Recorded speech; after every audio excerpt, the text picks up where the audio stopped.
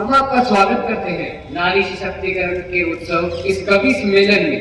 आइए हम सब मिलकर हमारे कवियों के शब्दों में अपनी भावनाओं को तलाशें। नवरात्र सिर्फ पूजा और अनुष्ठान का पर्व नहीं है, बल्कि नारी सशक्तिकरण को सेलिब्रेट करने का अवसर भी है। माँ दुर्गा और उनके 9 रूपों की अपार शक्ति नारी सशक्तिकरण का प्रतीक है। आज की नारी में जहाँ माँ दुर्गा का ममतामयी रूप है, वहीं कुछ कर गुजरने का जोश भी निहित है। सृजन और संहार दोनों रूपों को अपनाकर सशक्त हुई है आज की है नारी। यह सांस्कृतिक पर्व है जो दुर्गा की शक्ति को रिलेट करता है नारी सशक्तिकरण से।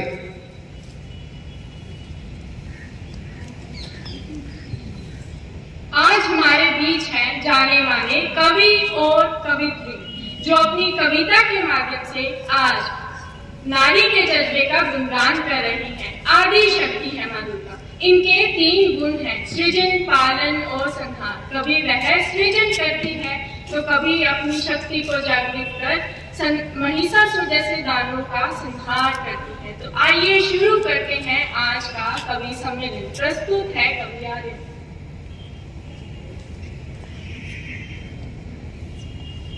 जरा ध्यान दीजिएगा। ना अपना हूँ ना बेचारी हूँ, ना अपना हूँ ना बेचारी हूँ, तू देख मुझे मैं नारी हूँ। ना अपना हूँ ना बेचारी हूँ, तू देख मुझे मैं नारी हूँ। मैं सम्मूल प्रकृति में बड़ी प्यारी हूँ, मैं सम्मूल प्रकृति में बड़ी प्यारी हूँ। मैं सृजन की अधिकारी हूँ, मैं अंधकार का विनाश हूँ, मैं अंधकार का विनाश हूँ। मैं रूह सफल प्रकाश हूँ, मैं पायल की छनकार हूँ, मैं तलवार की टकरार हूँ। मैं पायल की छनकार हूँ, मैं तलवार की टकरार हूँ। मैं सौम्य रूप हूँ दुर्गा का, मैं रंगचंडी का अवतार हूँ। मैं माता हूँ, मैं पुत्री हूँ, मैं माता हूँ, मैं पुत्री हूँ। मैं अर्धकेश्वर की अर्धांगिनी हूँ, मैं सकंत माता की अंशज हूँ, मैं देवशैली पुत्री की वंशज हूँ। मैं शिव की शक्ति हूँ, मैं शिव की शक्ति हूँ। मैं देवों की भक्ति हूँ, मैं पुण्यति की उत्पत्ति हूँ, मैं जीवन की अभिव्यक्ति हूँ।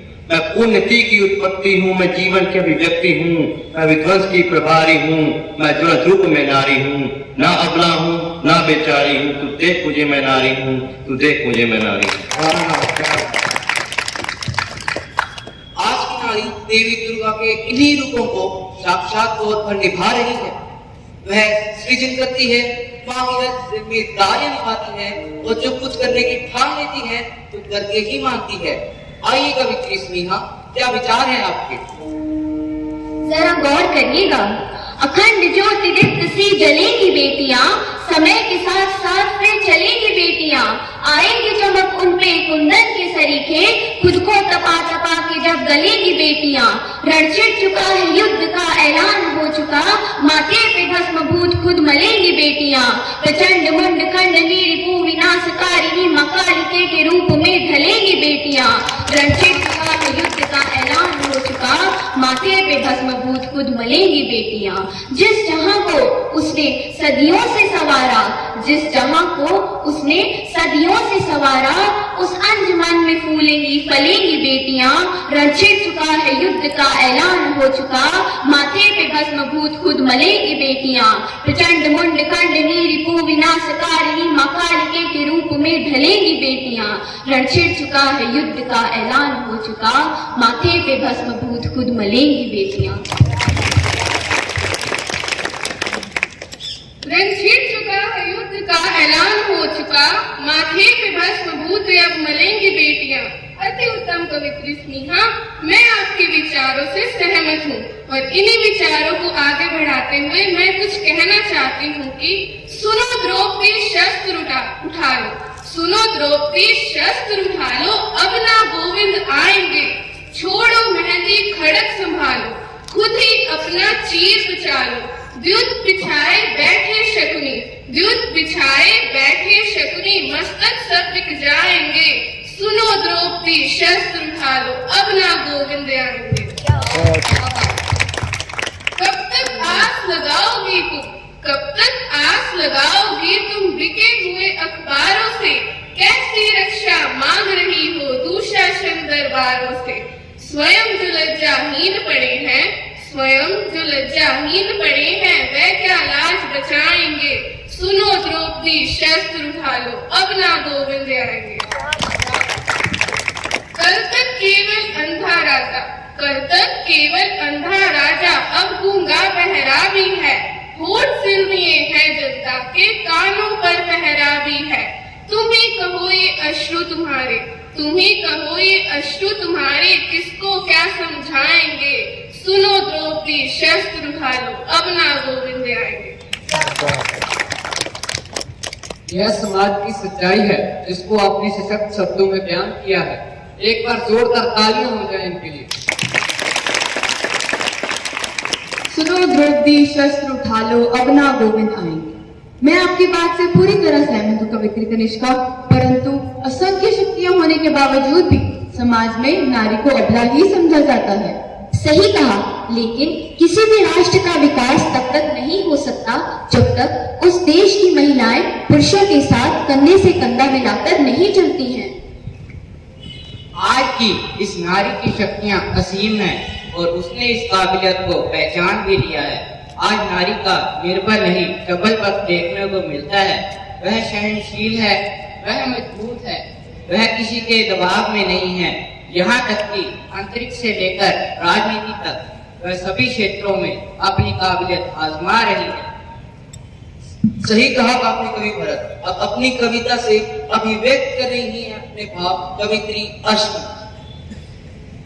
जरा गौर करिएगा, मैं एक एक पर भारी हूँ, नाकाम नहीं हूँ नारी हूँ, बुझकर बैठी मैं राख नहीं, तीखी जलती चिंगारी हूँ। चेहरे से मीठा राग हूँ मैं, आंखों से लौ हूँ आग हूँ मैं। चेहरे से मीठा राग हूँ मैं, आंखों से लौ हूँ आग हूँ मैं। काली काली इस दुनिया पर एक श्वेत निशान हूँ मैं। चूल्हे में जलती माँ भी हूँ, बच्चे से खिलती दादी हूँ। चूल्हे में जलती माँ भी हूँ, बच्चे से खिलती दादी हूँ। एक नन्ही सी बेटी भी हूँ मैं, दिखने में सीधी सादी हूँ। हाँ, चुप रहने की आदी हूँ मैं, घूंघट की मोहताज नहीं। हाँ, चुप रहने की आदी हूँ मैं, घूंघट की मोहताज नहीं। फिरती मैं भागी भागी हूँ, थक जाना मुझको रास नहीं, थक जाना मुझको रास नहीं। यह खूब कहा कवित्री यशमन आपने। कहा भी गया है, यत्र नार्यस्त पूजन्ते रमन्ते तत्र देवता।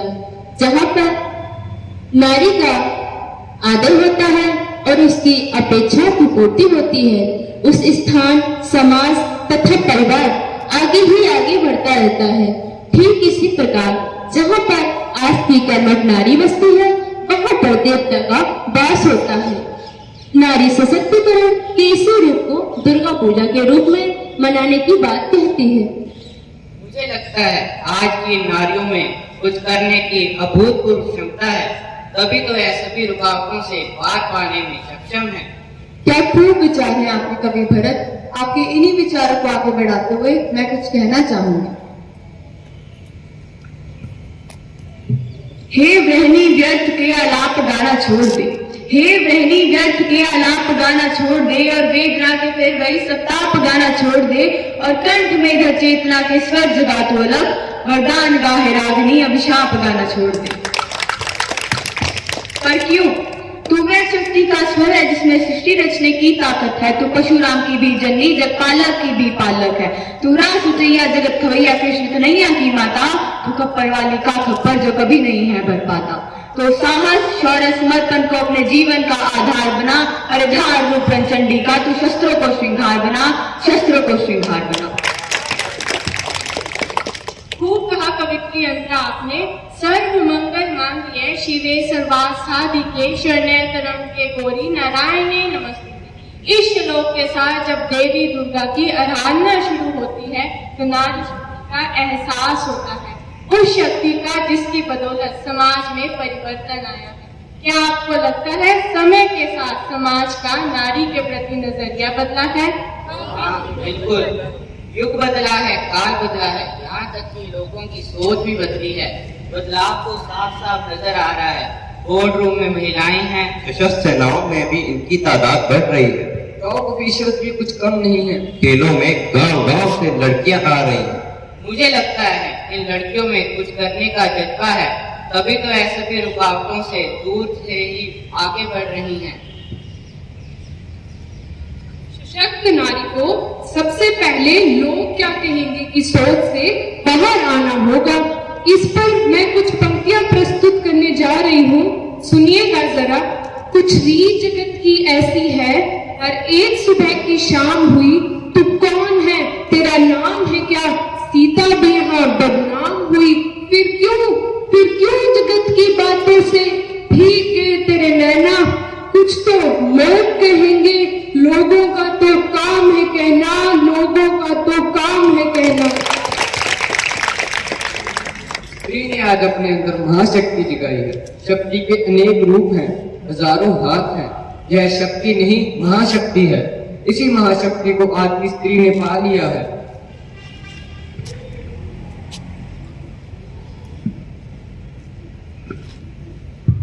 क्या खूब कहा है आपने कवि अरमन। मैं आपकी कुछ इसी कथन पर अपनी कुछ पंक्तियां आप सभी के सामने रखना चाहूंगा। तू खुद की खोज में निकल, तू खुद की खोज में निकल, तू किस लिए हताश है, तू चल तेरे वजूद की समय को भी तलाश है, तू चल तेरे वजूद की समय को भी तलाश है। आइए नारी सशक्तिकरण की एक और गाथा सुनते हैं। आइए कविया, ध्यान दीजिएगा। हवाओं सी बन रही है लड़कियां, उन्हें बेहिजक चलने में मजा आता है, उन्हें मंजूर नहीं बिना वजह रुका जाना। फूलों सी बन रही है लड़कियां, उन्हें महकने में मजा आता है, उन्हें मंजूर नहीं बेदर्दी से कुचला जाना।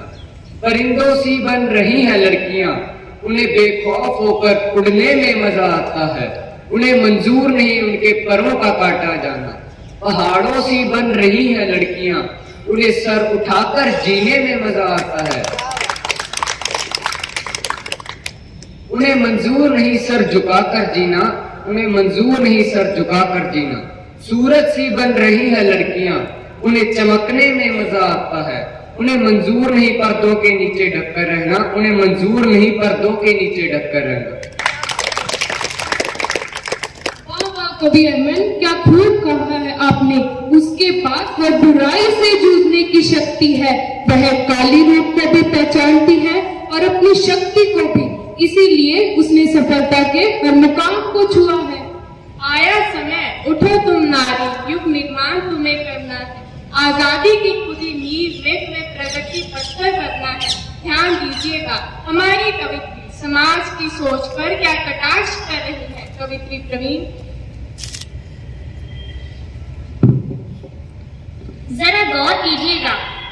जिम्मेदारियों का बोझ परिवार पे पड़ा तो, जिम्मेदारियों का बोझ परिवार पे पड़ा तो, ऑटो रिक्शा ट्रेन को चलाने लगी बेटियां। साहस के साथ अंतरिक्ष तक भेज डाला, युद्धक विमान भी उड़ाने लगी बेटियां, युद्धक विमान भी उड़ाने लगी बेटियां। और कितने उदाहरण ढूंढ कर लाओ, हर क्षेत्र शक्ति आजमाने लगी बेटियां, हर क्षेत्र शक्ति आजमाने लगी बेटियां। वीर की शहादत पर अर्थी को कांधा देके अब शमशान तक जाने लगी बेटियां, अब शमशान तक जाने लगी बेटियां। घर में बटा के हाथ रहती है माँ के साथ, पिता की समस्त बाधा हरती हैं बेटियां। कटवा के बोलने से पूर्व सोचती हैं खूब, मन में सहमती हैं, डरती हैं बेटियां। बेटे हो दंड भले आपका दुखा दे दिन, कष्ट सहकर भी धैर्य धरती हैं बेटियां, कष्ट सहकर भी धैर्य धरती हैं बेटियां। प्रश्न ये ज्वलनशील सबके लिए है आज, प्रश्न ये ज्वलनशील सबके लिए है आज। नित्य प्रतिकोख में क्यों मरती हैं बेटियां, नित्य प्रतिकोख में क्यों मरती हैं बेटियां। ज्वलनशील प्रश्न है, परंतु हमें इस प्रश्न को समाज में एकमात्र प्रश्न बनकर नहीं रहने देना चाहिए। हमें इसका समाधान निकालना होगा।